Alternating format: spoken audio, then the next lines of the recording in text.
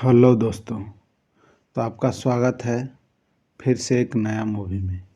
ये मूवी उन लोगों के लिए है जो नहीं देखे हैं दोस्तों। मूवी का नाम है दोस्तों आपका तानाकरन।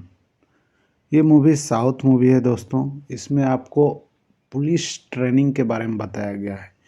जब हमारा देश मतलब बोलिएगा आज़ाद हुआ था, उतना भी नहीं हुआ था, मतलब जब पुलिस का जो नियम है जो उसमें अपडेट किया गया था, तब पुलिस का क्या स्थिति था उसके बारे में बताया गया है इस मूवी में। तो दोस्तों इस मूवी का रेटिंग 10 में से 8.2 का मिला है। ये मूवी शुरू होता है 1999 में सेट की गई है, जिसमें अरयू जो विक्रम प्रभु हैं एक युवा पुलिसकर्मी है जो अपने बैच में टॉप करके तमिलनाडु पुलिस में चयनित हुआ है और उसे प्रशिक्षण के लिए पुलिस भर्ती पीआरएस भेजा गया है। उसके कुछ दोस्त उसके साथ जुट जाते हैं और जल्दी वो अपने बैच के अन्य प्रशिक्षुओं से दोस्त कर लेता है। ठीक है। उनमें से कुछ बहुत उम्रदराज प्रशिक्षु हैं जिन्होंने 1982 में अपने चयन राउंड को पास कर लिया था, लेकिन कुछ राजनीतिक कारणों से उन्हें नौकरी नहीं मिल पाई। वे सभी एक लंबी अदालत प्रक्रिया के बाद 1999 में ही नौकरी पा सके। स्कूल के ज़्यादातर प्रशिक्षण इन बूढ़े प्रशिक्षुओं को अयोग्य व्यक्ति मानते हैं और लगातार उनका मजाक उड़ाते हैं। हालांकि रॉय उनका समर्थन करता है। पीआरएस का संचालन इंस्पेक्टर मधु पंडी और करता है, जो एक सख्त लेकिन भ्रष्टाचार अधिकारी है जिसमें सभी डरते हैं। उनके सहयोगी में से ईश्वरमूर्ति एक बहुत ही सख्त और निर्दय प्रशिक्षक है जिसके पास सभी परेड जीतने का रिकॉर्ड है और यहाँ तक कि चरम प्रशिक्षण के नाम पर कुछ प्रशिक्षुओं की मौत भी हुई है, जिसे एक्स्ट्रा ड्रिल ईडी के रूप में जाना जाता है। प्रशिक्षण के पहले ही दिन 42 बैच के अरयू के दोस्तों में से एक को मुथु पंडित के क्रोध का सामना करना पड़ा जब उसने परिसर में उचित शौचालय सुविधा की कमी के बारे में शिकायत की। जल्द ही ईश्वरमूर्ति अरयू को अपने प्रतिद्वंदी के रूप में देखना शुरू कर देता है और उसे चेतावनी देता है कि वह उसे प्रशिक्षण पास नहीं करने देगा। वह अरयू और उसके बैच को क्रूरतापूर्वक दंडित करने और उनका मनोबल गिराने के लिए कई रणनीतियां बनाता है।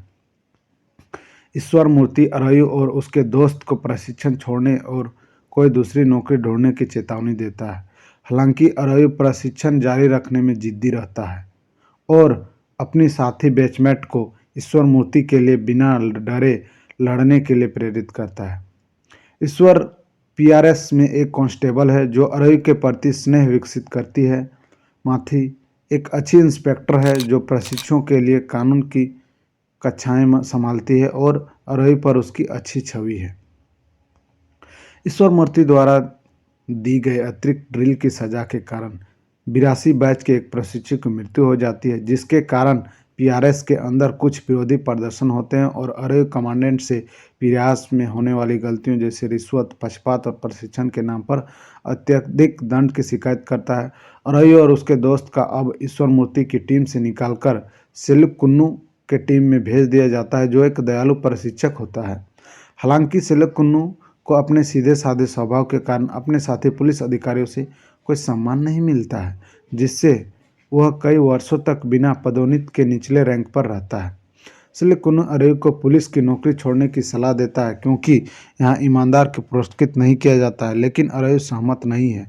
अरयू के पुलिस अधिकारी बनने के दृढ़ संकल्प के लिए छोटा सा फ्लैशबैक दिखाया जाता है। अरयू लगातार वर्षों से सभी परेड जीतने के ईश्वरमूर्ति के अति आत्मविश्वास को तोड़कर उसे सबक सिखाना चाहता है और ईश्वरमूर्ति अरयू को चुनौती देता है कि अगर अरयू की टीम प्रतियोगी जीत गई तो वह अपनी नौकरी छोड़ देगा। इसी तरह अरयू इस बात से सहमत है कि अगर ईश्वरमूर्ति जीत जाता है तो वह पुलिस बल छोड़ देगा। इस बीच मुथु पंडित गुप्त रूप से सिल्कुन्नू के साथ गलत और भ्रामक आदेश देकर अरयू को परेड प्रतियोगिता में हारने के लिए एक सौदा करने की कोशिश करता है और सिल्कुन्नू के लिए पदोन्नति का वादा करता है। हालांकि सिल्कुन्नू अंतिम परेड में अरयू का समर्थन करता है और उसकी टीम जीत जाती है, लेकिन वरिष्ठ पुलिस अधिकारी फिर भी ईश्वरमूर्ति की टीम को विजेता घोषित करते हैं क्योंकि वे विरासत को तोड़ना नहीं चाहते। हालांकि ईश्वरमूर्ति समझ जाता है कि वह अरोई से हार गया है और अरोई और उसकी टीम के सदस्यों के लिए सामने शर्मिंदा महसूस करता है। अरोई निराश हो जाता है और पुलिस बल छोड़ने का फैसला करता है। हालांकि माथी अरोई को प्रेरित करता है कि वर्तमान पुलिस प्रणाली अत्यधिक भ्रष्ट है और इसे तभी बदला जा सकता है जब अरोई जैसे ऊर्जावान युवा पुलिस बल में शामिल हो। और अरोई सहमत हो जाता है और पुलिस बल में बने रहने का फैसला करता है। उम्मीद करता है कि कभी न कभी बदलाव लाया जा सकता है। दोस्तों, आप लोग ये मूवी देखिएगा ना, उसके बाद आपको समझ में आएगा कि इस मूवी में जो पुलिस ट्रेनिंग होता है कितना गंदा था और अभी भी लगभग हमको देखा जाए तो लगभग अभी भी है वैसा ही दोस्तों। कुछ बदलाव बड़ा नहीं हुआ है, घूस-पेच सब चलता है, लेकिन अभी बस सैलरी-वैलरी बढ़ा है, लेकिन अभी भी लगभग वैसा ही है। तो आप लोग अगर पुलिस का एक गहराई पूरा जानकारी जानना है कि आखिर ये पुलिस में क्या होता है ट्रेनिंग के दौरान, जो एक बताया गया है, ये बीता हुआ कहानी है दोस्तों। उन जो पुलिस के बहाली के लिए प्रयास करते थे और कैसे राजनेता और बड़े लोगों के बीच ये चीज़ें बिखरता है, वो चीज़ आपको समझ में आएगा। और एक ईमानदार आदमी कैसे हारते-हारते बचता है, लेकिन एक अफ़सर उसको अच्छा से रईयू को प्रेरित करने पर वो फिर से चाहता है कि नहीं, मैं इसको सुधार करूँगा। दोस्तों, अगर आप लोग इस पुलिस फ़ोर्स के विभाग के बारे में जानना चाहते हैं कि आखिर ये कैसे ट्रेनिंग के दौरान क्या-क्या करती है, वो चीज़ें यहाँ पर जो शुरुआत में नियम को चेंज किया जाता था, तब वहाँ कैसे अफ़सर रहते थे, सारा चीज़ आपको देखने को मिलेगा इस मूवी के माध्यम से दोस्तों। और ये मूवी में आपको लव स्टोरी भी मिलेगा और ड्रामा कॉमेडी तो मिलता ही है दोस्तों। और दोस्तों, आप लोग ये अगर मूवी देखना चाहते हैं ना, तो यूट्यूब में सर्च करके रिव्यू मिल जाएगा। दोस्तों, अगर आपको ऑल फिल्म एक्सप्लेन हिंदी का रिव्यू अच्छा लगता है तो लाइक, कमेंट और शेयर करना और सब्सक्राइब करना ना भूलें। धन्यवाद दोस्तों।